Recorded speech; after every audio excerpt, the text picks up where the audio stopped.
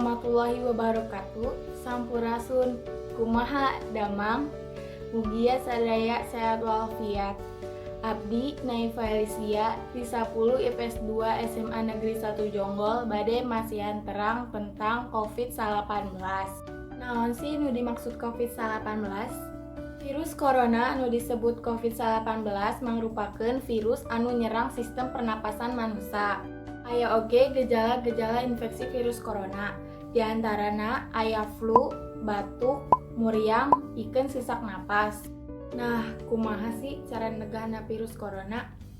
Nyaeta nu kahiji hindarkeun angkat ka tempat umum nu rame. Kadua, make masker upami nuju di tempat umum. Nu katilu, rutin ngumbah leungeun anjeun kanggo sabun sareng cai saatos ngalakukeun kegiatan di luar bumi.